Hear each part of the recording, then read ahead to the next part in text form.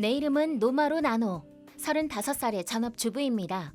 초등학교 1학년 아들 유우키와 남편까지 셋이서 지내고 있습니다. 하지만 우리 남편은 가정적인 사람이 아닙니다. 오늘도 수고했어.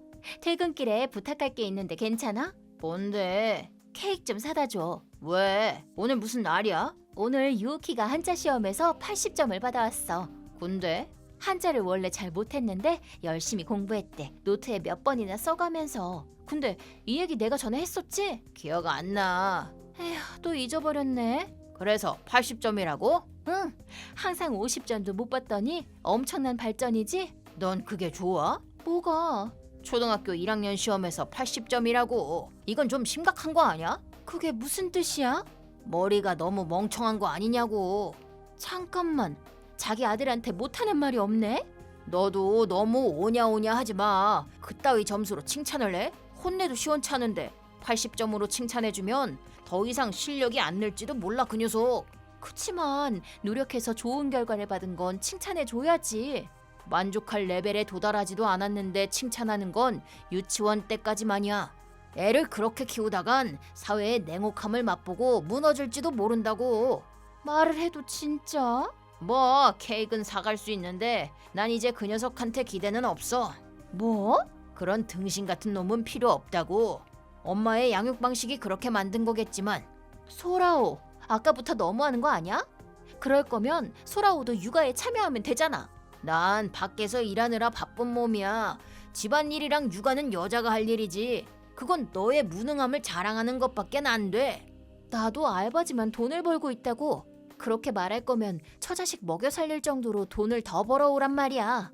소라오는 시아버지가 경영하고 있는 회사에서 일하고 있었지만 휴가를 자유롭게 쓸 수 있는 만큼 월급은 그다지 많은 편이 아니었습니다.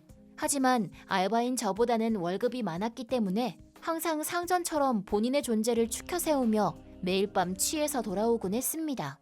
그 불합리한 행동은 우리 가족에게 영향을 주고 있었지만 남편에겐 관심밖의 일이었습니다. 그러던 어느 날의 일입니다. 유우키는 다음 수학 시험을 위해 열심히 공부를 하고 있었습니다. 엄마, 왠지 모르겠는데 머리가 어질거려. 유우키? 유우키! 희귀병입니다. 치료할 방법은 있는 건가요? 있긴 있는데요. 보험 적용이 안 돼서 치료비가 상당히 비쌉니다. 수술 후 먹을 약도 생각하면 수백만 원은 각오하셔야 될 겁니다. 그렇게나요? 물론 우리 집에 그런 돈은 없었습니다. 하지만 아들의 목숨을 구할 수만 있다면. 소라오, 전화 좀 받아봐. 지금 전화 못해. 방금 내가 문자 보냈잖아. 유우키가 큰일 났어. 근데 돈만 있으면 치료할 수 있대. 돈이라고? 물론 우리 집에 그런 돈은 없지만 나도 알바를 더 늘리든지 해서 어떻게든 해볼게. 너 내 돈을 달라는 거야? 내 돈이라니, 우리 아이 일이라고. 내 돈은 절대 못 줘. 대체 누구한테 들은 거야? 무슨 말을 하는 거야? 알고 그러는 거잖아. 내가 3억에 당첨된 거 말이야. 뭐? 그게 뭔데? 설마 소라오 복권에 당첨된 거야? 이거 봐, 역시 알고 있었구만.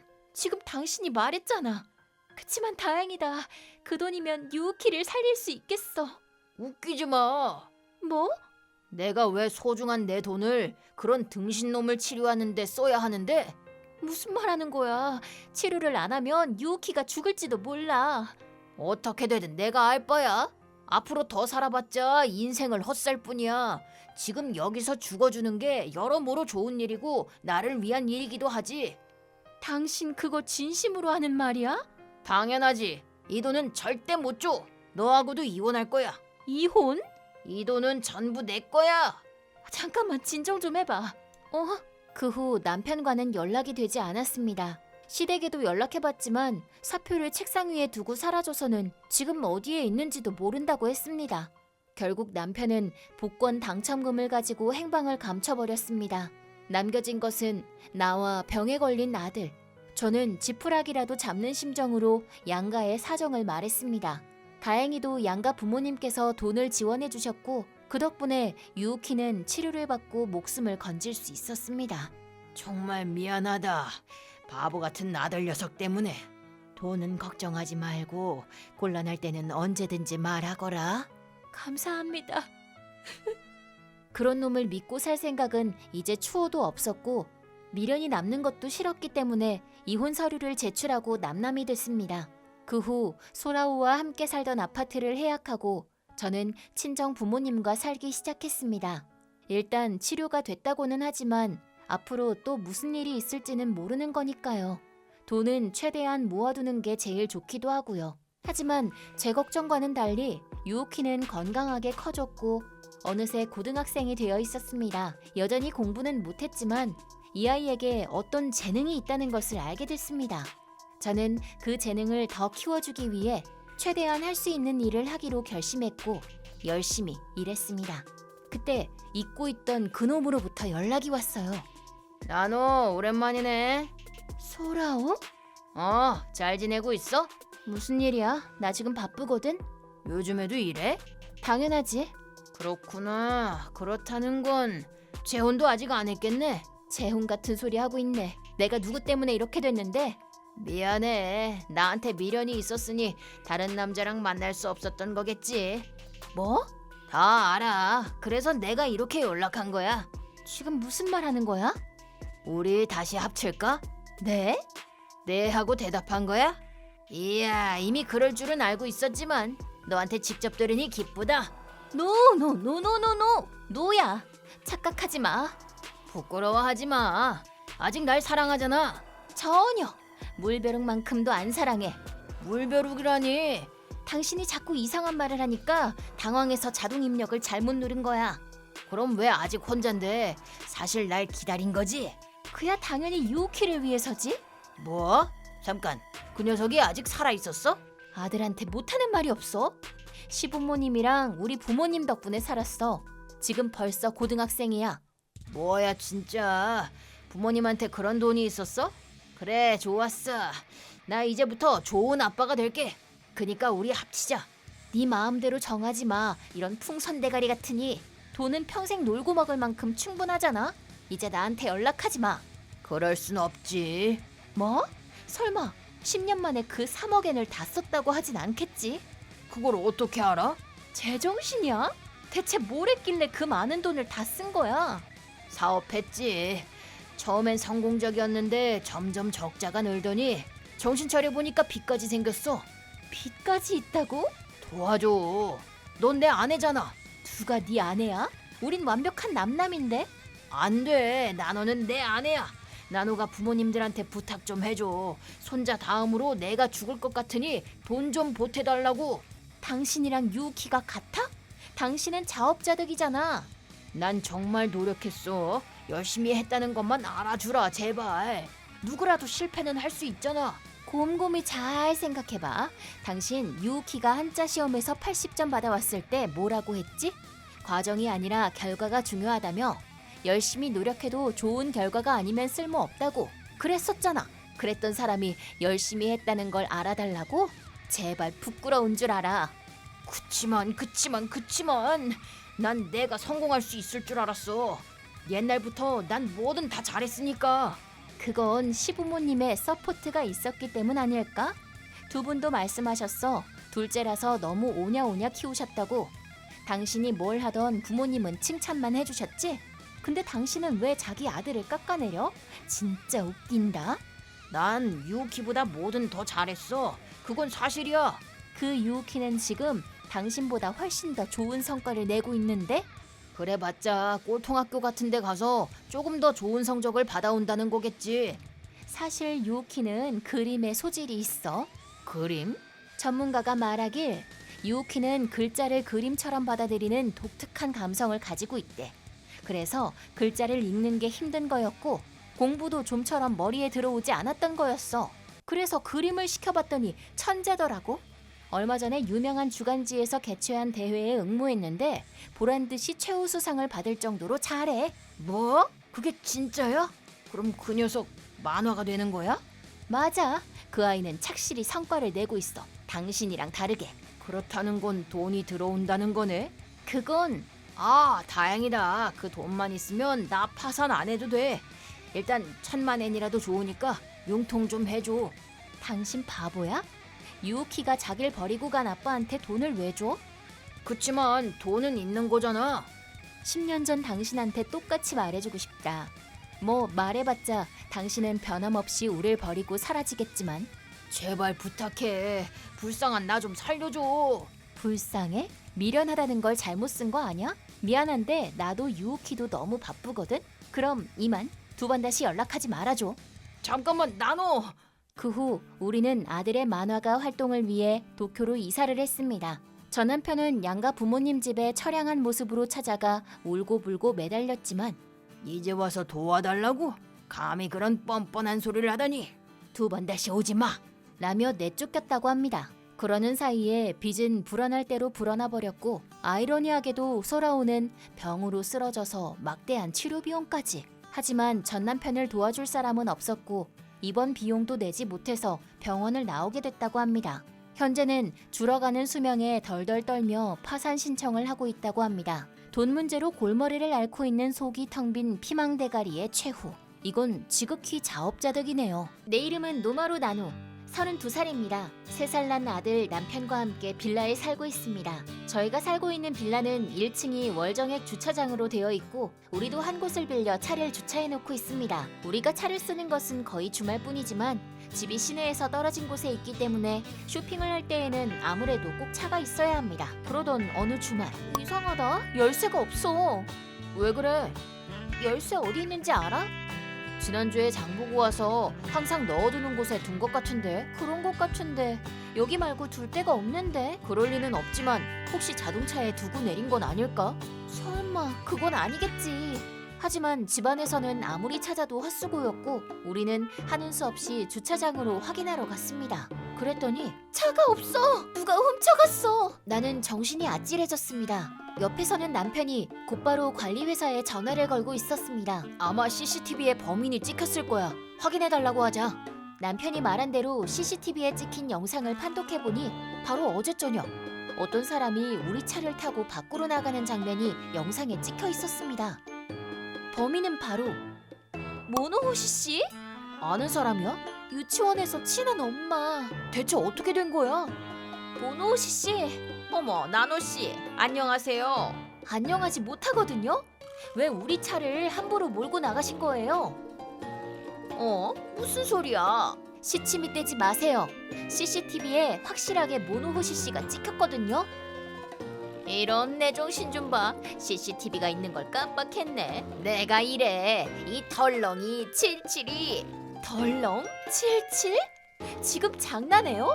남의 차를 왜 함부로 타고 난리예요? 아유 참. 잠깐 빌려 탄 것 같고 오버하네. 왜 그렇게 팍팍하게 굴어? 우리처럼 출산 경험 있는 여자들은 조금만 스트레스 받아도 금세 확 늙는 거 몰라? 이게 지금 누구 때문인데? 나노 씨 별로 차 쓰는 일이 없다고 했잖아. 좀 쓸 수도 있지 뭘 그래. 오늘 차 타고 나가려고 했는데 차가 없었다고요. 어머 그랬어? 나노 씨도 참 타이밍이 안 좋네. 내가 잘못했다는 거예요? 근데 당분간 못 돌려줄 것 같은데. 그래도 나노 씨가 꼭 돌려받아야겠다면 50만 엔. 이 돈 주면 내가 좀 생각해 볼게. 뭐요? 아니, 남의 차를 마음대로 가져가 놓고 돈을 내놓으라니 말이 되는 소리를 해요. 참나. 내가 필요한 물건을 나노 씨한테 양보하잖아요. 나한테 신세를 지는 거니까 당연한 거 아니야? 머리가 빙빙 도는 것 같아. 뭐가 뭔지 모르겠어. 정신 좀 차려. 아무튼 차 당장 제자리에 가져다 놔요. 당연히 돈도 못 주고. 그럼 차는 못 돌려주지. 미안한데 차는 좀 더 빌릴게. 우리 집 차랑 비교하면 승차감이 영 떨어지는데 내가 그 정도는 참아줄 수 있어. 누가 그딴 거 참으래요? 그렇게 불만인데 왜 안 돌려줘요? 그것보다 어떻게 우리 차에 탔어요? 지난번에 나노 씨 집에서 엄마들 모여서 차 마셨잖아. 그때 자동차 거의 안 쓴다고 하길래 내가 대신 유휴적 활용을 해줄까 하고. 절도라는 말 들어봤죠? 알지 그럼. 도둑이란 말이잖아. 바로 당신이 그 도둑이라는 자각은 있어요? 아우, 나노씨 혹시 바보야? 나는 세워놓기만 하는 자동차를 빌린 거라고. 훔치긴 누가 훔쳤다고 그래? 좀 쓰다가 돌려준다니까. 그게 언제냐고. 왜 그렇게 성격이 급해? 가끔씩 장거리를 타줘야지. 안 그럼 자동차도 녹슬어. 녹이 슬어 있는 건 당신 머리인 것 같은데요? 어쩜 그렇게 심한 말을. 이런 걸 두고 명예훼손이라고 하지 아마. 위자료 청구는 안 할 테니까 대신에 자동차 빌려줘. 이상실. 전부터 어딘가 좀 이상한 구석이 있다고 생각했던 사람이긴 하지만 설마 이 정도로 맛이 간 사람일 줄이야. 그런 사람을 왜 집으로 불렀어? 내가 부른 게 아니야. 달콤한 꿀냄새가 난다면서 집으로 들어왔어. 곰돌이 푸우야? 절도범 모노호시지. 차를 바로 돌려주면 그냥 넘어가야지 하고 생각하고 있었는데 어쩔 수 없이 우리도 강경하게 대처하기로 했습니다. 우리는 경찰서를 찾아가 피해 신고를 하고 도난당한 자동차를 수색해달라는 청원을 했습니다.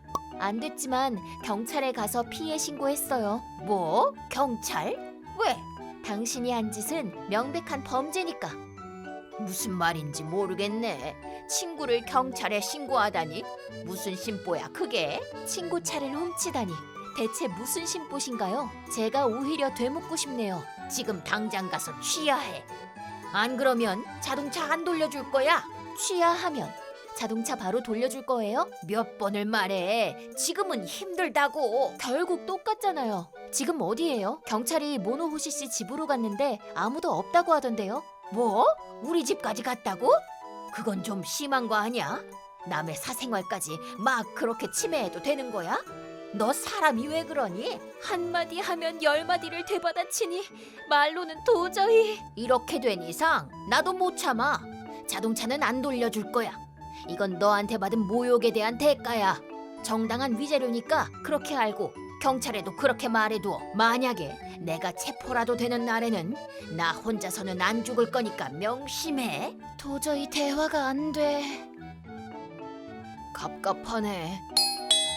네, 안녕하세요. 모노호시라고 합니다. 아, 그럼 남편분? 두 분께 큰 폐를 끼치게 되어서 정말 죄송합니다. 사실은 경찰로부터 자초지종을 들은 모노호시 씨의 남편은 우리에게 정중하게 사과했고 자기 부인이 저지른 엽기적 행동에 대한 이유를 설명해 주었다. 그 이유는 우리가 생각하고 있던 것을 한참이나 초월한 것이었다. 그때 마침 어디서 보고 있기라도 한 것처럼 범인한테서 다시 연락이. 저기 나노씨, 아까는 미안했어요. 내가 순간 너무 흥분을 해서. 뭐예요? 왜 갑자기 순한 양처럼 그래요? 자동차 돌려줄게요. 네, 당장 돌려주세요. 그래서 말인데 지금부터 내가 말하는 장소로 나 좀 데리러 와주면 안 될까? 뭐요? 부탁이 있어서 그래. 소름이 돋고 불길한 느낌 외에 다른 건 없었지만 조심히 물어봤다. 일단 이유라도 좀. 뭐 때문에 그래요? 어제부터 오늘까지 운전한 사람이 내가 아니라 너였던 걸로 해줬으면 좋겠어. 뭐라고요? 아니, 이 정도로는 부족하고 다시 한번 묻죠. 뭐가 어쩌고 어째? 일이 좀 복잡하게 됐단 말이야. 나노 씨도 같이 얽히게 된 거라 그래. 사고 났어요? 시동도 안 걸려서 지금 어떻게 할 수가 없어. 나 좀 도와줘. 나노 씨, 차 보험 가입했지? 물론 가입했지만 운전자가 나하고 남편 이외의 사람이면 보험금은 지급 안 돼요. 설마 지금 그러니까 운전한 사람을 나노 씨라고 해달라는 거잖아. 수리가 안 되면 나노 씨도 곤란하긴 마찬가지잖아. 당신 진짜. 좀 전에 남편분한테 얘기 들었어요. 바람 피워서 남편분이 이혼하자고 하니까 절대 못한다고 소란 피우다가 집 나간 거라면서요. 카드도 다 정지당해서 돈이 없으니까 우리한테 돈을 달라고 말도 안 되는 억지를 부린 거 아니에요? 남편한테 말했어? 집에는 가지 말라고 신신당부했잖아. 그런 부탁 들어줄 만한 여유가 남아 있을 거란 기대는 버리셔야죠. 독하네. 남편분이 전화라네요. 뭐? 우리 남편 지금 거기 있어? 네, 지금 주고받은 내용도 다 같이 보셨고요. 허튼 소리 당장 집어치워. 전부 네가 잘못한 거고 어떻게 이렇게 뻔뻔하게 남한테 피해를 주니? 너 이러는 걸 내가 더는 못 참겠다고. 왜 나노 씨가 대신 말하는 건데 남편한테 전화 받으라고 해. 당신하고 어쩔 수 없이 연관된 사람이라는 게 너무 가여워서 내가 대신 말해주고 있는 거예요. 당신하고 말을 하면 머리가 아프다고 하시네요. 급공감. 나노 씨, 사람이 좀 변한 거 아니야? 아직 더 있어요. 재판을 해서라도 너하고는 이혼할 거야. 위자료도 청구할 거고 네 수중에 돈은 한 푼도 안 남을 거야. 당연히 차값은 어디서 빌려서라도 변상하고 집도 이번 달 말까지 뺄 거고 애는 내가 데려갈 거야. 나머지는 네가 알아서 해. 이상입니다. 어떻게 이럴 수가 있어? 내가 그렇게 필요 없는 사람이야? 와이프가 집을 나가면 데리러 오는 게 남편이 당연히 해야 하는 일 아니냐고. 가출한 게 아니라면 데리러 갈 수도 있겠지만 이렇게 제정신이 아니고 나사 빠진 사람이면 좀... 왜 또 명예훼손으로 위자료라도 청구하게요? 나도 경찰하고 변호사 선임해서 제대로 한 방 먹이고 싶은데. 자동차 돌려줄 테니까 경찰에 신고한 거 취하해. 그리고 좀 데리러 와. 나 사고비 내기 싫어. 소리를 지르든 화를 내든 마음대로 하고 나는 절대 취하 안 할 거니까 당연히 손해배상도 받을 거고 당신이 물어내야 하는 돈이 자동차 값 말고도 더 있다는 것만 알아주세요. 그게 무슨 말이야? 모르세요? 물적 손해는 경우에 따라서 억 단위도 넘어간다던데. 어? 공공재산이 의외로 비싸네요. 아니지. 아니라고 좀 해줘. 남의 차를 함부로 훔쳐서 멋대로 돌아다니다가 결국 벌 받은 거죠. 상식도 도리도 모르고 멋대로 군 대가. 아참, 데리러는 갈 거예요. 정말? 경찰에서. 그게 뭐야? 부탁이야, 나노 씨. 나 좀 도와줘. 우리 좋은 친구잖아. 내가 아는 친구와 당신이 아는 친구의 사전적 의미는 다른 것 같네요. 그럼 이만. 그 후 경찰이 출동해서 사고 현장에 있던 모노호시 씨를 발견했고 모노호시 씨는 그 자리에서 절도 용의로 체포되었다. 자동차는 보험에 가입되어 있었지만 절도범이 일으킨 사고는 당연히 보증을 받을 수 없기 때문에 대차 비용과 추돌 당시 파손된 가드레일 등 그 외 기타 등등의 비용이 모두 모노호시 씨 앞으로 청구되었다. 모노호시 씨가 구류되어 있는 동안 남편분은 집을 처분하고 딸아이를 데리고 이사를 했다. 남편분은 셀러리맨이었지만 고수입자였는지 위자료를 남편에게 지불하고도 모노호시 씨 명의로 남게 될 돈을 자동차 변상비 명목으로 우리에게 맡겨두겠다고 했다. 모노호시 씨가 가지고 있으면 돈을 가지고 도망갈 수도 있다면서. 덕분에 우리는 새 차를 구입할 수 있었다. 이 부분은 감사해야 하는 걸까요? 상식도 도리도 모르는 사람한테 호되게 당하고 나니 감각이 이상해진 것 같아요. 이럴 때에는 상식과 정의감 보충. 뭐야 그게? 내 이름은 미치오. 34살의 그저 평범한 회사원이다. 4살 연하의 아내 토시미와 결혼한 지 어느덧 3년이 되어간다. 우리 부부는 결혼하고 얼마 지나지 않아 아이를 가지려고 했지만 그 과정에서 아내가 불임이란 것을 알게 되었다. 처음에는 불임 치료를 받으며 아이를 가지려고 노력했지만 금전면이나 아내의 건강면에서 감당하기가 어려워져 포기하게 되었다. 하지만 형인 요시오는 아무런 문제 없이 아이가 태어났고 최근에 둘째로 딸아이가 태어났다고 했다. 그러던 어느 날 여느 때와 다름없는 조용한 휴일을 보내던 우리 집에 대형 사건이 일어나고 말았다. 형, 이게 어떻게 된 거야? 아무튼 빨리 전화 받아. 미안한데 지금 전화 못 받아. 뭔데? 뭔데라니? 다 알면서 뭘 물어? 좀 전에 에마가 갑자기 우리 집에 왔어. 편지 못 받았어? 편지 받았고 읽었어. 에마를 나보고 키워달라니 자기 딸한테 무슨 짓을 하는 거냐고. 와이프하고 얘기를 했는데 우리는 둘째 딸만 있으면 될 것 같다고 결론을 내렸어. 뭐? 말이 되는 소리를 해. 아직 중학교 2학년인 애를 버리겠다고 말하는 거라고. 버리는 게 아니라 너한테 양보하겠다는 거잖아. 뭔 소리야? 너네는 애를 못 가지니까 그러니까 에마를 네가 키우라고. 간접적이지만 너하고도 핏줄은 연결돼 있으니까. 형, 만나서 얘기를 좀 하자. 그건 어렵겠는데 좀 있으면 비행기 탈 시간이라서. 해외? 인도네시아에 괜찮은 일자리가 생겼는데 근데 아무래도 애를 둘이나 키울 만한 형편이 안 돼. 자기들이 해외에서 살려고 에마를 우리한테 떠넘긴단 말이야? 그냥 키워달라는 건 아니고 편지랑 같이 돈도 조금 넣었는데. 겨우 10만 원에 딸을 버리겠다는 거야? 이런 말도 안 되는 짓을 형이 저지른 것이다. 형하고는 원래부터 사이가 안 좋았지만 설마 이렇게까지 쓰레기 같은 인간일 줄은 몰랐다. 에마가 버려진 진짜 이유는 어렴풋이 짐작이 간다. 에마는 아스퍼거 증후군이라는 장애를 가지고 있기 때문이다. 장애라고는 하지만 절대 중증 장애라고는 할 수 없고 지적 장애가 없는 가벼운 자폐증이라고 들었다. 일상생활에 큰 불편 같은 것은 없고 그저 좀 이상한 아이라는 정도라고나 할까? 일단 우리는 에마를 우리 집에 있게 하기로 했다. 에마가 우리 집에 온 지 얼마 되지 않아 나는 회사에 있다가 에마가 어떤지 궁금해져서 아내에게 전화를 걸었다. 에마는 어때? 그냥 똑같지 뭐. 여전히 말을 안 하나 보네. 질문을 하면 대답은 하는데 딱 필요한 말만 하고 말아. 그렇다고 그냥 두면 하루 종일 한마디도 안 하고. 하긴 그런 일이 있었으니 당분간은 어쩔 수 없을 거야. 그렇긴 한데 내 생각으로는 원래부터 이런 아이일 수도 있어. 그게 무슨 말이야? 표정이 별로 없어서 뭐라고 정확히 표현하기는 그런데 우리가 생각하는 것만큼 본인은 심각하게 받아들이지 않는다고나 할까? 자기 부모한테 버림받았는데? 어디까지나 내 감이긴 하지만 그래. 그리고 습관에 굉장히 집착하는 것 같아. 매일 항상 같은 시간에 같은 행동을 하고 하루 일과의 마지막으로 일기를 꼭 쓰고자. 이 리듬을 절대로 어기지 않아. 그렇구나. 학교 성적도 좀 특이한데 수학은 전교 1등이고 국어나 그런 문과 쪽은 전교 꼴등이야. 잘하는 거하고 못하는 거의 차이가 엄청 커. 역시 우리가 맡기는 어렵겠어. 미추, 저 애가 만약에 우리 사이에서 태어난 아이였다면 그래도 지금처럼 말할 거야? 그건 물론 키우기 힘든 아이인 건 맞아. 그러니까 아주버님이나 형님도 아이가 싫어진 거겠지. 하지만 키우기 힘들다는 이유로 포기하면 아주버님 형님하고 우리가 다를 게 뭐야? 그러게, 당신 말이 맞네. 우리가 원해서 된 일은 아니지만 아이를 갖고 싶었던 것도 사실이잖아. 나도 아내의 말에 힘입어 결심을 굳히게 되었다. 더 이상 에마에게 힘든 일을 겪게 하고 싶지 않아.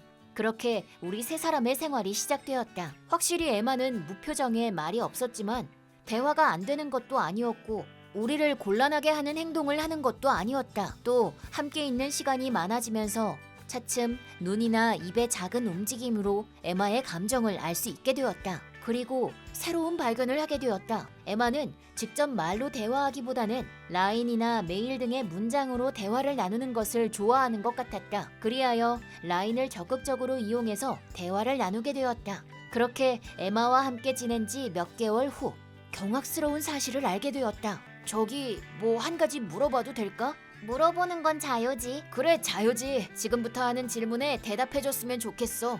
알았어.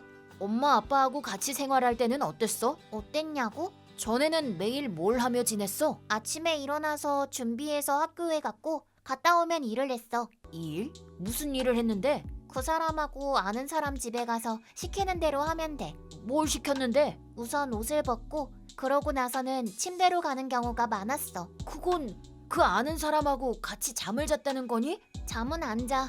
내 몸을 할 거나 아님 내가 그 사람 몸을 할 거나 했어. 너 그게 어떤 의미인 줄 알아? 난 몰라. 그저 처음에는 엄청나게 아팠어. 몸이 뭐에 찔리는 것 같았어. 몇 번 반복되니까 괜찮아졌어. 에마는 그게 어떤 건지 아는 거니? 학교에서 배운 적이 있을 텐데. 잘 모르겠어.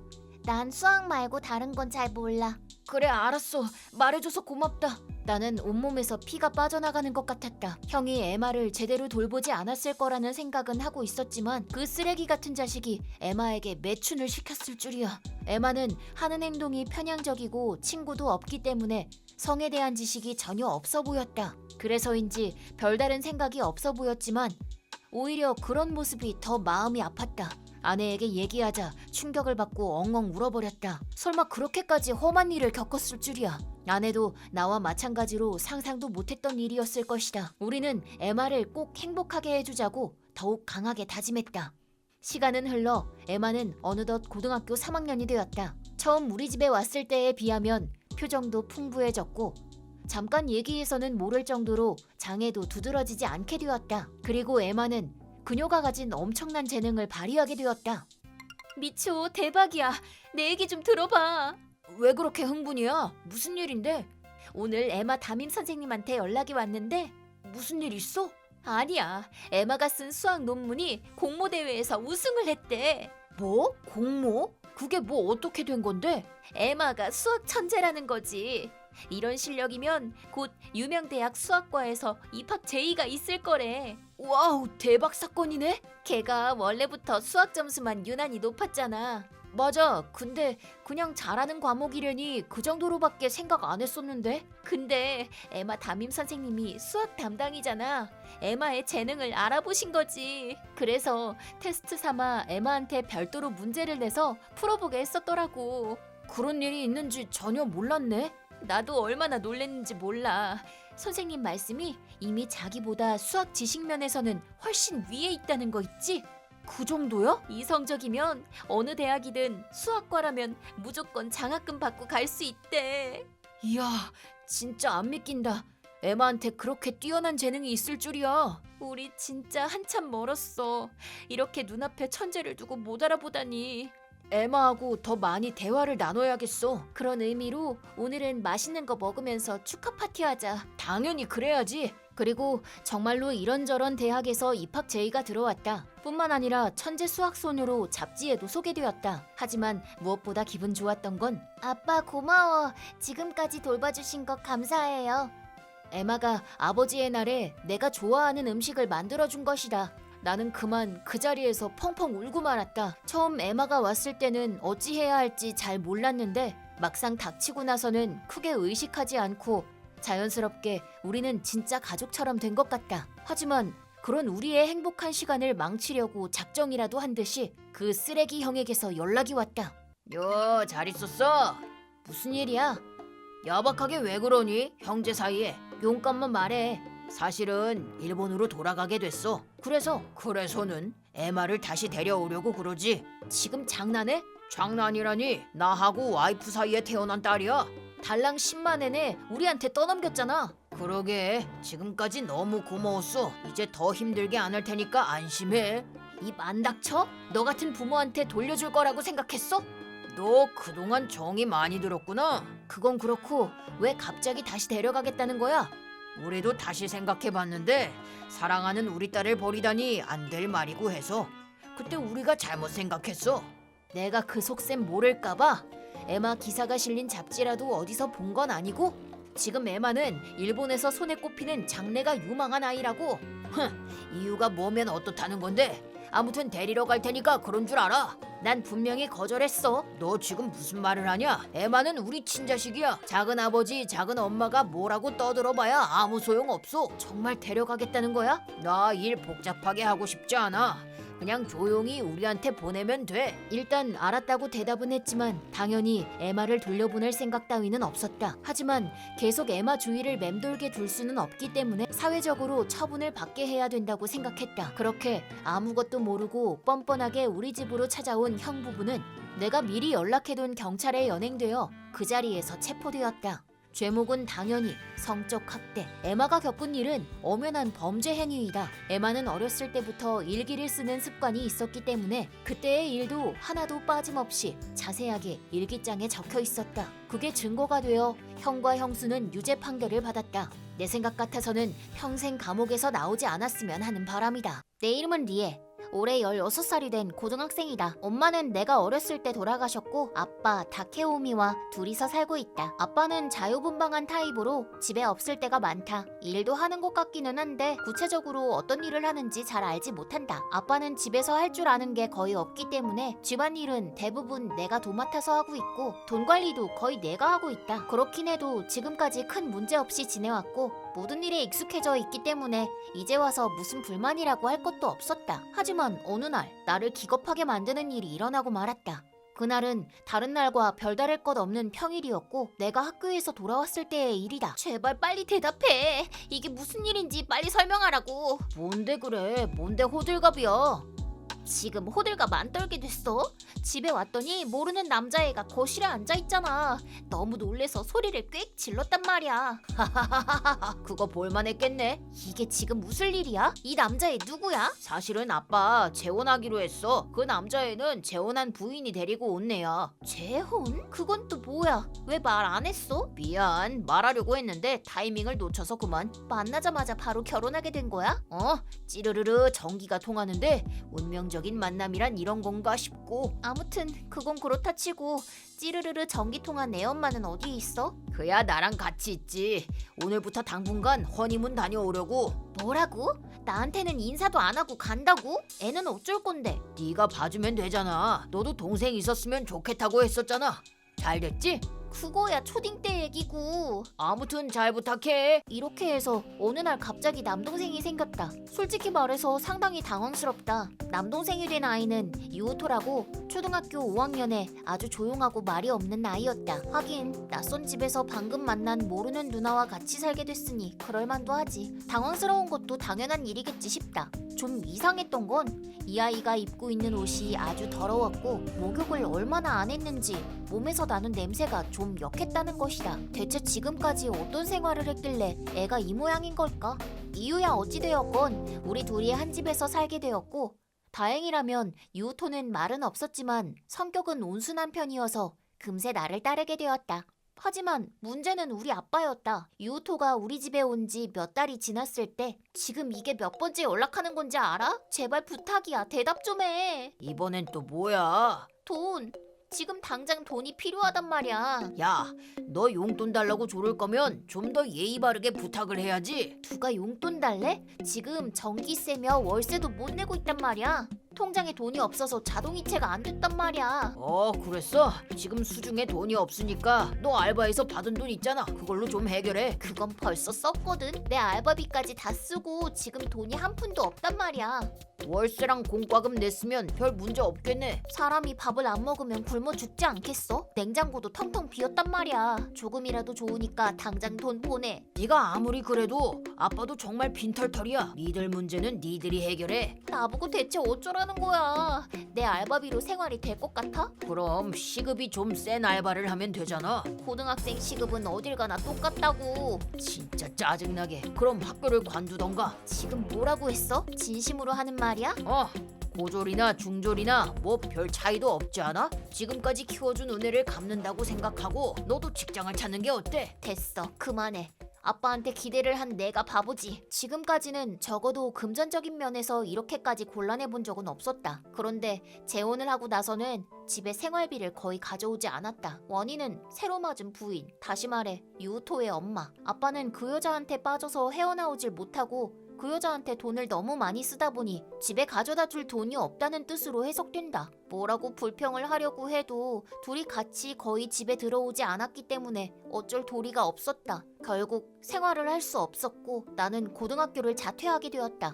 다행히 아는 사람을 통해서 작은 회사에 사무직 일을 얻게 되었다. 그렇게 해서 가까스로 다시 기본적인 생활을 할 수 있게 되었다. 그 무렵 유토도 어느덧 중학생이 되었고 같이 지내는 동안 정서적으로도 우리는 진짜 남매처럼 친해졌다. 유토는 한결같이 어른스러운 아이였고 착하고 반듯하게 자라줬다. 누나, 이렇게 하면 전송된 거야? 퍼펙트. 드디어 너도 스마트폰을 쓰게 됐네. 근데 미안. 내가 쓰던 거라. 아니야, 괜찮아. 근데 진짜 내가 써도 돼? 폰값은 안 들지만 기본료라던가 다른 건 돈이 들어가잖아. 그래도 요즘 중학생들은 하나같이 스마트폰 들고 다니니까. 그리고 같이 살면서 네가 핸드폰이 없으면 나도 불편해. 누나, 너무 무리하는 거 아니야? 누나는 너무 나만 위하잖아. 지난번에 나한테 준 노트북도 누나가 아르바이트해서 샀던 거 다 알아. 누나한테 소중한 거였잖아. 가지고 있어야 난 제대로 활용도 못해. 근데 너는 컴퓨터에 관심도 많아 보이고 해서 준 거야. 너 방과 후 활동도 컴퓨터 관련 선택했잖아. 응, 맞아. 그걸로 열심히 공부해. 알았지? 누나, 나도 중학교 졸업하면 취업할까봐. 전에도 말했었지? 그건 절대 안 돼. 중졸로는 할 수 있는 일도 많지 않고. 누나도 중졸 학력으로 일하고 있잖아. 나 때문에 고등학교 중퇴하게 된 거 다 알아. 내가 고등학교 다니겠다고 여기서 더 누나한테 부담을 줄 수는 없어. 난 괜찮아. 원래 공부에 별 취미도 없었고. 유토, 너는 머리가 좋은데 그냥 썩히게 두기 싫어. 그치만 누나한테 미안하면 이 다음에 출세하고 돈도 많이 벌면 그때 누나한테 멋진 차나 한 대 사줘. 알았어? 응, 알았어. 우리는 혈연 관계도 없고 같이 살게 된 것도 어처구니 없는 상황이었지만 나와 유우토는 서로 기대면서 하루하루 헤쳐오는 동안 서로가 서로에게 유일무이한 가족이 되어 있었다. 부모라고 했던 사람들은 이젠 더 이상 가족이라고 할 수 없는 상황이었다. 특히 내가 직장을 다니면서부터는 아예 별거 상태라고 봐야 맞을 것이다. 확실히 기억나지 않지만 거의 1년 이상 얼굴조차 보지 못했다. 이제 와서 뭐 어떻게 해달라는 말도 하고 싶지 않지만 말이다. 그렇게 또 몇 년이 지나 나는 20살이 되었고 유우토는 16살이 되었다. 생활은 빠듯했지만 동생은 여전히 우등생에 장래가 촉망되는 아이였다. 이대로 조금만 더 버티면 되겠지. 그렇게 생각하고 있었는데 그런 작은 희망마저 무너지는 일이 일어났다. 진짜 뭐 하자는 거예요? 대체 얼마나 더 우리를 괴롭혀야 속이 시원하냐고. 아빠한테 말하는 본새가 영 틀려먹었네. 어쩐 일로 연락을 했나 했더니 연락 안 하게 됐어? 좀 전에 사채업자가 집에 왔었단 말이야. 아이고 벌써 거기까지 찾아갔어? 그것도 아주 질이 안 좋은 사람들한테 돈을 빌렸던데 그게 다른 데서는 안 빌려주니까 어쩔 수 없이. 빌리는 거야 당신네 마음이지만 그대로 도망가 버리면 어쩌라는 거야. 어쩔 도리가 없었어. 이자가 어찌나 비싸던지. 그렇다고 나한테 찾아오게 하면 어쩌라는 거야. 그 사람들이 와서 돈이란 돈은 전부 다 긁어갔단 말이야. 세상에, 그걸 네가 냈어? 그냥 쫓아내면 됐을 텐데. 내가 뭘 어떻게 쫓아내. 돈 안 주면 직장까지 찾아온다고 겁주는데 집에는 유토도 있단 말이야. 너 그러니까 꼭 엄마 같다. 당신들이 부모답지 못하니까 내가 하게 된 거야. 아무튼 내 돈 돌려줘. 이대로면 생활비도 한 푼도 없단 말이야. 내가 그걸 왜 줘? 네가 네 맘대로 준 돈이잖아. 당신이 빌린 돈이잖아. 조금이라도 상관없으니까 돌려달라고. 너 왜 그렇게 시끄럽니? 유토도 16살이지? 걔도 어디 가서 일 시키면 생활비야 벌어오겠지? 뭐가 어째? 아직 돈도 다 갚은 게 아니란 말이야. 그 사람들 또 올 거라고. 아이고 그거 큰일이네. 네가 더 힘내야겠네. 겨우겨우 내 삶도 조금은 위를 볼 수 있게 됐다고 생각했었는데 또 이런 일이 생기고 말았다. 내가 대체 뭘 어떻게 해야 되는 건지 답답했다. 그 두 사람이 있는 곳을 모르기 때문에 사채업자가 찾아와도 두 사람을 찾아가라고 할 수도 없고 이렇게 또 다음 달이 되면 돈을 받으러 찾아올 게 뻔하다. 경찰에 신고를 할까도 생각했지만 직장에 찾아와서 행패라도 부리면 해고될까 겁이 나고 유토한테 해코지라도 하면 어쩌나 싶어서 겁만 나고 아무것도 할 수가 없다. 도망치려고 이사도 생각했지만 이사할 돈조차 남아있지 않았다. 아무리 고민해도 아무런 방법이 떠오르지 않았다. 절망적인 상태에 빠져 있을 때 외출 중이던 동생에게서 라인 메시지가 왔다. 누나, 나 해냈어. 왜 그래? 무슨 좋은 일이라도 있어? 내가 개발한 앱이 대기업 관계자 눈에 띄었나 봐. 지금 계약하고 왔어. 무슨 말인지 모르겠지만 좋은 일인 거 맞지? 말하자면 내가 만든 스마트폰 앱을 큰 회사에서 샀다는 말이야. 우와, 너무 대단하다. 2, 3만 엔 정도는 받았어? 무슨 소리야. 0을 2개는 더 붙여야지. 뭐라고? 누나, 나 아르바이트 하는 거 알지? 얘기는 들었어도 어떤 건지 잘 몰랐어. 프리랜서로 웹이나 앱 개발을 도왔었거든. 아직 어리다 보니까 중요한 부분에서는 제외됐었지만 하지만 그걸로 연줄이 생겨서 지금 이런 일도 가능했다고 할 수 있지. 너 아직 고등학생이잖아. 근데 어떻게 그런 일을 다 했어? 이게 다 누나 덕분이야. 누나가 나한테 공부에 전념할 수 있게 해줬잖아. 나는 누나 생각하면서 열심히 공부했고 여러 가지 스킬을 많이 갖게 됐어. 유토. 그 회사는 나를 전속으로 채용한다고 하니까 앞으로는 정기 수입도 생길 거야. 올해 안에 누나한테 한 약속도 지킬 수 있을 것 같아. 약속? 설마 까먹었어? 돈 많이 벌게 되면 자동차 사달라고 했었잖아. 유토도 나를 위해서 열심히 노력하고 있었다. 그렇다고는 해도 이렇게 대단한 아이인 줄을 미처 생각 못했었다. 이렇게 유토에게 수입이 생겼기 때문에 생활 형편도 좋아졌고 새 집으로 이사를 가게 되었다. 한편 아빠와 엄마라는 사람은 어떻게 했는지는 모르겠지만 유토가 그들이 숨어있는 곳을 알아냈다. 그 주소를 사채업자에게 알려주자마자 사채업자는 득달같이 달려갔다. 얼마 후 아빠는 사채업자에게 들켰으니 돈을 빌려달라고 울고불고 매달렸지만 단칼에 거절했다. 그 후로 어떻게 됐는지 모르지만 곱게 넘어가지는 못했을 거란 것 정도는 짐작이 간다. 우리는 앞으로도 둘이서 힘을 합쳐 열심히 살아갈 생각이다. 저는 24살 사치우스 하나요라고 합니다. 항상 불행이 따르는 흔한 회사원입니다. 큰 규모의 자산가인 부모님 덕분에 유복했기에 물건을 부수는 일이 있어도 부모님이 커버해 주시곤 했습니다. 그렇지 않았다면 저는 지금쯤 비투성이었을지도 모릅니다. 하지만 언제까지고 부모님께 의지할 수는 없는 노릇이라 대학을 졸업한 후에는 동네 한 회사에 취직해 사무직으로 일하기 시작했습니다. 하지만 거기서도 제 불행은 어김없이 발동되었습니다. 복사기가 왜 이러지? 또야? 컴퓨터에 파쇄기에 얼마나 부숴야 성에 차는 건데? 제발 멈춰. 그냥 만지지 마. 죄송합니다. 하지만 그날은 평소와 조금 달랐습니다. 사체우스 씨 괜찮아? 네? 무려 회사 존잘남 3대장 중 한 명인 테키토 류타 씨가 제게 손을 내밀어 주신 겁니다. 다치진 않았어? 네. 그 순간 저는 분수도 모르고 사랑에 빠져버렸습니다. 하지만 그 후로도 테키토 씨는 저를 신경 써주셨고 순식간에 데이트까지 하는 사이가 되었고 결국엔 말도 안 돼.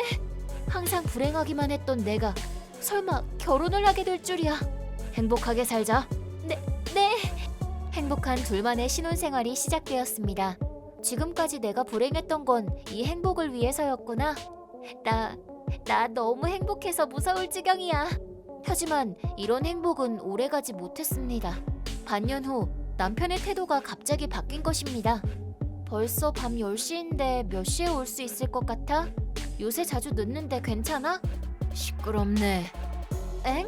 난 바쁘다고. 류타, 왜 그래? 안 좋은 일이라도 있어? 있지. 지금 너한테 연락 온 일. 나한테 화난 거야? 내가 뭔가 화날 만한 말 했어? 지금까지 다정했던 남편의 변화에 저는 당황했습니다. 그리고 나 너랑 헤어질래. 응? 너한테 볼 일 없어. 잠깐만, 무슨 말이야? 볼 일 없다니 무슨... 말 그대로야. 솔직히 말해서 너랑 결혼한 거 진심으로 한 게 아니야. 그럼 왜 한 건데? 물어봐서 뭐해? 니네 집이 잘 살아서 그랬던 거지. 뭐? 넌 별로 인기 없어 보였기도 하고 결혼하면 너네 부모님께 많은 지원을 받을 수 있겠구나 싶었거든. 그런데 넌 생각보다 사고를 많이 치느라 결혼식 비용 외에는 별로 지원도 못 받았잖아. 돈을 노리고 한 결혼인데 완전 꽝이잖아 이건.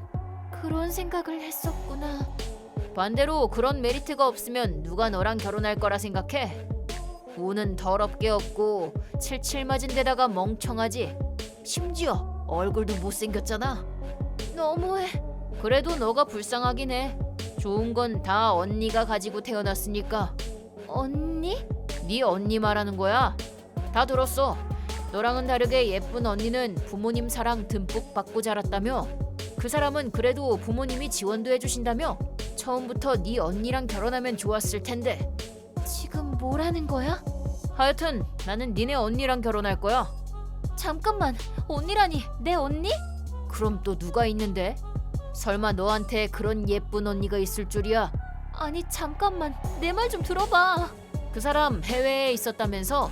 인사드리러 갔을 때 소개도 안 해주시다니. 니네 부모님도 참 너무하신다. 뭐 소개해주면 내가 그 사람으로 갈아탈까봐 일부러 가만히 계신 거겠지만. 나한테 언니는 없어. 기분은 이해하지만 방금 그 말은 진짜 너무한 거 아니야? 당신한테 그런 말 듣고 싶지 않거든? 맞네. 너 지금 속고 있는 거야. 그 사람 정말 내 언니 맞아? 얼굴도 살짝 닮았던데? 니네 언니가 몇만 배는 더 예쁘고 몸매도 좋지만. 아니, 말도 안 되는 얘기야. 하여튼 빨리 헤어져줘. 걔 뱃속에 아기도 있단 말이야. 애까지 있어? 그냥 버리라는 거야? 걔 싱글만 만들 일이라도 있어? 그니까 빨리 이혼하자고. 잠깐만, 류타. 그 후로 류타와는 전혀 연락이 되지 않았습니다. 저는 결혼과 동시에 퇴직했는데 당시 상사에게 전화해봤지만 아무래도 남편이 존재하지도 않는 제 악행을 다 떠들고 다녔는지 받아주지도 않았습니다. 그러는 사이에 이혼 서류가 와서 저는 참지 못하고 부모님께 연락을 했습니다. 그랬더니 너한테 언니가 어딨어? 아니 여보, 어? 그 사람 혹시 말이야. 어? 에? 알아보는 게 좋지 않으려나? 엄마의 제안으로 류타 뒷조사를 해봤는데 설마 했던 예감이 정확히 적중했고 저희 가족은 어이가 없었습니다. 하나요, 이혼 서류 제출하렴. 이 이상 엮이면 안 된다. 응, 그럴게. 저는 곧바로 동사무소로 가 이혼 서류를 제출하고 남편과의 관계를 끊었습니다. 반년 후, 야, 너네 언니 몇 살이야? 갑자기 뭔데? 아니, 조금 걸리는 게 있어서. 혼인신고 안 했어? 했지. 그때 못 봤어? 걔가 냈으니까. 근데 요새 뭔가 이상하다는 생각이 들거든. 예를 들면 화장하면 엄청 예쁘지만 지우면 꽤 늙어 보이기도 하고 거의 우리 엄마만큼 손에 주름이 많기도 하고 얼마 전에 의사가 나만 따로 불러서 노산이니까 신경 많이 써야 한다고도 했고 너보다 6살 많다고 했으니까 아직 나이 30 정도 아니야? 48살이야. 예? 엄청 노산이네. 아니 잠깐 뭐? 48살이면 너보다 2배는 많잖아. 자매 나이 차이가 그런 건 이상하잖아. 안 이상해. 그 사람 내 친엄마거든. 뭐? 내가 언니 없다고 했잖아. 그건 현실 도피였던 거 아니야? 아니라니깐. 아니 근데 이상하잖아. 그때 인사드리러 갔을 때 어머니 계셨잖아. 그 사람은 아빠 재혼 상대야. 재혼? 친엄마는 내가 태어나자마자 바람나서 아빠한테 나를 떠넘기고 집을 나가버렸어. 꽤나 잘 꾸미고 다녔나 봐.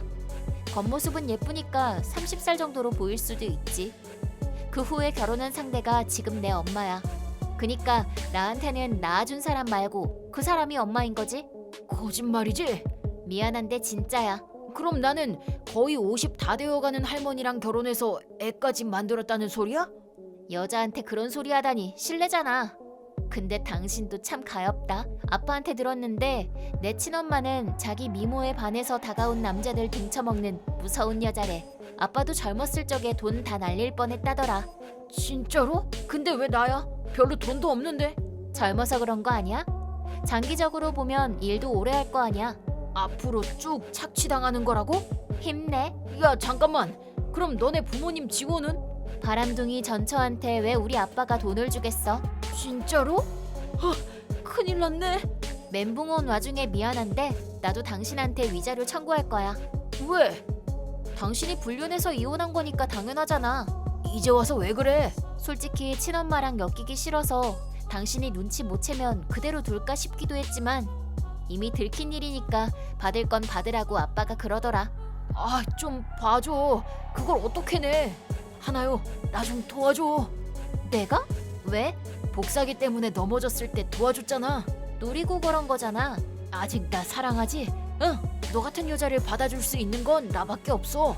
다시 재회하자. 응? 그럼 모두가 행복해지잖아. 역시 난 불행한가 봐. 당신 같은 남자가 또다시 들러붙다니. 불행이라니 행복이야 이건. 그건 당신 생각이고. 그럼 나머지는 변호사를 통해 얘기하자고. 하나요. 엄마랑 잘 살아. 잠깐만. 야! 그 후 전 남편은 일도 개인사도 조금씩 불행해져 결국 회사를 그만두게 되었다고 전에 알고 지내던 동료들이 말해주었습니다. 마치 제 불행이 옮겨간 것 같다고 소문이 퍼졌다고 합니다.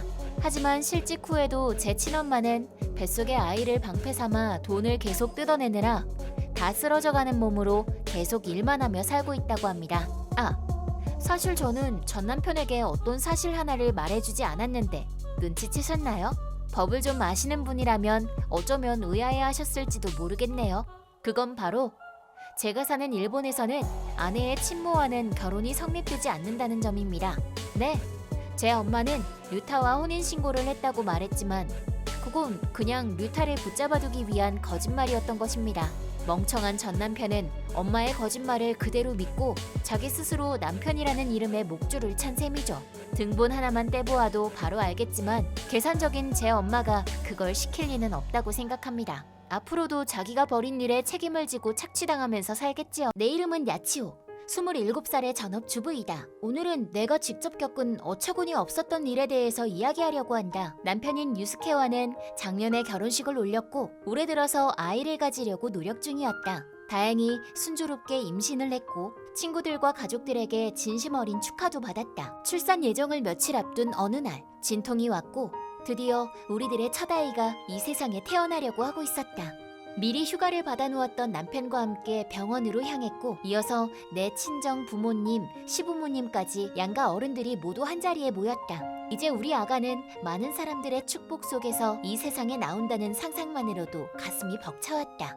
그렇게 10시간 정도의 진통 후에 드디어 아가가 태어났다. 하지만 부탁인데 병실로 좀 와주면 안 돼? 뭐라고 말은 못하겠는데 네 옆에는 도저히 못 있겠어. 아무리 그래도 이유도 말 안 해주고 병실을 뛰쳐나가면 어떡해. 그건 다른 사람이라도 나랑 똑같이 했을 거야. 그건 그래. 놀랬을 거야. 하지만 그런 게 아니야. 아니라니 뭐가? 당신은 지금 오해를 하는 거야? 너도 생각을 해봐. 막 태어난 아들 피부가 검은색이었다고 아무리 생각해도 그건 내가 아니고 다른 인종이 섞인 거야. 우리는 둘 다 순수 일본 사람인데. 혹시 모르잖아. 돌연변이라던가 그런 걸 수도. 누굴 병신으로 알아? 그것보다 더 확실하고 가능성이 높은 게 따로 있잖아. 난 도저히 믿을 수가 없어. 네가 나 모르게 바람을 피워? 그걸 이런 식으로 알게 하니? 그런 게 아니라니까. 나는 바람 같은 거 피우지도 않았어. 거짓말이라도 말이 좀 되게 해. 지금 빼도 박도 못할 증거가 병원에서 새근새근 자고 있잖아. 나 정말 아니란 말이야. 그럼 이 현상을 어떻게 설명할 건데? 네가 바람 피운 거 말고 납득할 만한 이유가 또 있어? 그건 나도 모르겠어. 안 됐지만 난 더는 너 못 믿어. 오늘은 일단 나도 머리 좀 식혀야 하니까 이 얘기는 나중에 다시 해. 이혼 서류는 내가 준비해 둘게. 지금쯤이면 가족에 둘러싸여 행복으로 가득 차 있어야 하는 건데 유스케의 부모님은 물론이거니와 친정 부모님까지 나를 향해 야유와 비난을 퍼부었다. 결국 이혼은 피할 수 없었고 나는 아이와 둘이서 집에서 나오는 것 외에 다른 선택은 없었다. 남편이 나한테 위자료를 청구하지 않은 게 유일하게 다행이라면 다행인 일이었다. 하지만 다시 한번 말하지만 진심으로 바람 따위를 피운 적이 없다. 무엇보다도 나는 외국인이나 혼혈 친구 등 그쪽으로는 아는 사람조차도 없는데 말이다.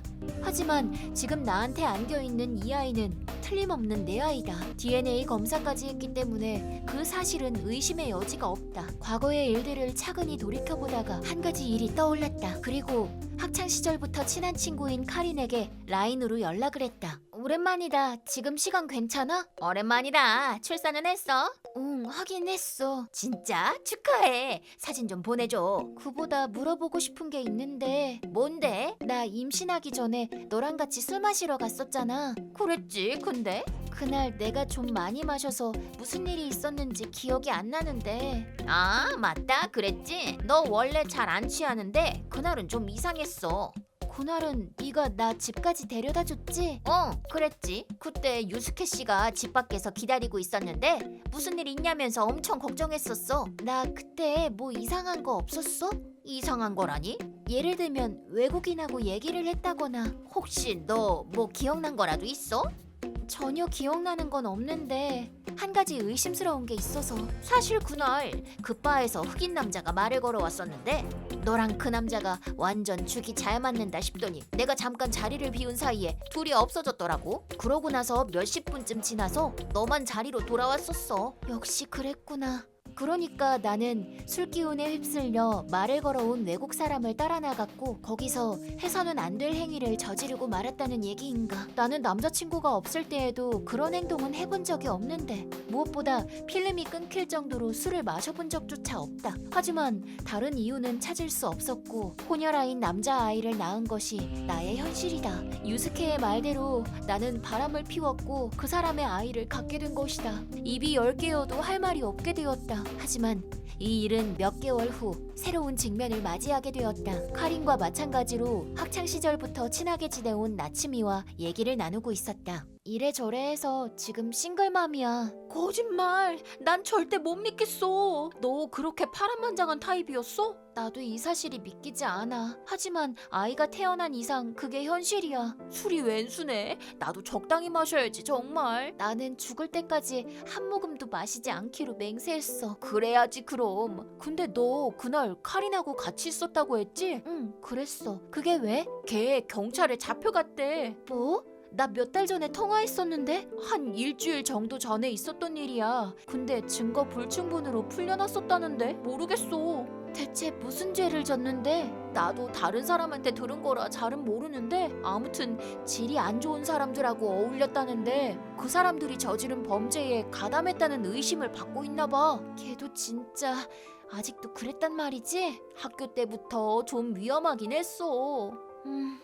그냥 같이 있으면 재밌는 애였는데 난 걔가 그런 일에서는 손을 씻은 줄 알았는데 네가 말한 그날은 별일 없었어? 내가 어리석은 짓을 한 건 외에는 아무 일도 없었던 것 같은데 기억나는 것도 없고 너한테 들은 얘기를 다시 생각해보니까 이상한 게 많아. 너는 옛날부터 그렇게 무턱대고 술을 마신 적도 없는데 그날만 필름이 끊길 정도로 마셨다는 것도 이상하고. 나도 그 부분은 정말 이해가 안 돼. 나츠미와 얘기를 하다 보니 의문점이 하나둘 생각났다. 그래서 학창 시절의 친구들에게 연락을 했고 카린이 체포된 일에 대해서 자세히 물어봤다. 그 결과 카린이 무슨 혐의로 체포되었는지 알게 되었고 그 내용은 너무나 충격적이었다. 역시 나는 바람 같은 건 피우지 않았다.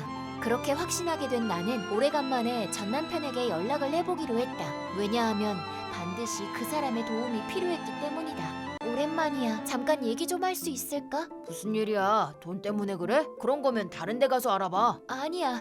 나는 역시 바람 같은 건 피우지 않았어. 또 그 소리야? 그만 좀 해, 제발. 왜? 돌연변이가 어쩌고 하려고? 그게 아니야. 내 말을 들으면 이해할 수 있을 거야. 임신 전에 내가 정신 못 차릴 정도로 취해서 들어온 적 있는 거 기억해? 아, 그거 네가 그런 거 처음이어서 놀랬었지. 그날 같이 있었던 친구가 카린이라고 하는데 걔가 지난주에 경찰에 체포됐어. 그래서 그게 뭐 어쨌다는 거야? 걔가 성범죄 집단의 가담한 혐의를 받고 있어. 그 친구도 여잔데? 바에서 친구랑 같이 술을 마시다가 그 친구한테 의식을 잃게 하는 약을 먹이고 그러고 나서 남자들에게 넘기는 중간 역할을 했었나 봐. 그렇게 하면 아무도 경계하지 않고 어떤 경우에는 성폭행을 당한 것조차 눈치채지 못할 수도 있으니까. 잠깐, 그럼 너도 그날 나처럼. 증명할 수 있겠어? 아니, 못해. 전에도 말했지만 기억이 전혀 나질 않아. 약도 1년 전에 먹은 거면 검사할 수도 없고 그러니까 그냥 믿어달라는 말밖에 못해. 알았어, 믿을게. 그날 너는 딱 봐도 좀 이상했어. 고마워. 그래서 말인데 카리는 증거 불충분으로 석방됐다나 봐. 근데 그건 너무 억울하다는 생각이 들어. 여기서 중요한 건 유스케가 현역 경찰관이라는 사실이다. 그래서 나는 내가 직접 피해자로서 카린을 고소하기로 했다. 유스케에게 여러모로 도움을 받아 증거를 수집했다. 운 좋게 그날 내가 갔던 바의 점원이 나를 기억하고 있었다. 술을 겨우 한 잔밖에 주문하지 않았고 겨우 한 모금 마셨을까 말까 한 내가 정신없이 취한 게 어딘가 이상하다고 생각했던 모양이다. 뿐만 아니라 밖에서 여러 명의 남자와 카린이 이야기하는 것도 봤다고 했다. 그래서 나는 카린에게 마지막 경고를 하기로 했다. 카린, 네가 한 짓을 다 알고 있어. 너한테 불리한 말은 안 할 테니까 자수해. 갑자기 뭔 소리야? 내가 붙잡혀갔다는 말을 어디서 들었나 보네. 그건 누명이야. 네가 걱정 안 해도 돼. 내가 지금 걱정하는 걸로 보이니? 친구인 나한테 약을 먹이고 남자들한테 먹잇감으로 던져준 너 같은 애를? 무슨 말인지 통 모르겠네. 네가 바람 피워놓고 왜 나한테 책임을 떠넘겨? 남편한테 쫓겨나고 충격이 큰 건 알겠는데. 이미 증거도 확보해놨어. 결정적이라고는 할 수 없지만 이미 혐의를 받고 있는 너한테는 충분한 증거가 될 거야. 내 전 남편이 경찰관이었다는 거 혹시 잊었어? 그거 정말이야? 물론 사실이지. 벌써 피해 신고도 마쳤고 좀 있으면 경찰이 도착할 거야. 나보고 어쩌라는 거야? 이렇게 된 거 자수하는 게 어때? 나는 네가 한 짓을 결코 용서할 수 없지만 한때 친구였던 걸 감안해서 마지막으로 충고하는 거야. 당장 취하해.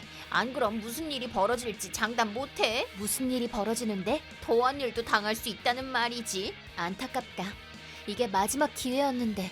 입 닥쳐. 나 그냥 겁주는 말 아니야. 그렇게 해서 나는 카린으로부터 자백을 끌어내는데 성공했다. 사실대로 말하지만 확실하게 기소하기 위해서는 좀 더 분명한 증거가 꼭 필요했었다. 카린은 협박죄가 추가되었고 바로 체포되었다. 이런 사람을 친구라고 생각했었다니. 나도 사람 보는 눈이 없어도 이렇게 없을 수 있다니. 이 일을 계기로 유스케의 오해가 풀렸고 가족에게도 해명할 기회가 생겼다. 앞으로의 일은 어떻게 될지 알 수 없지만 나는 할 수만 있다면 유스케와 다시 함께 있고 싶다.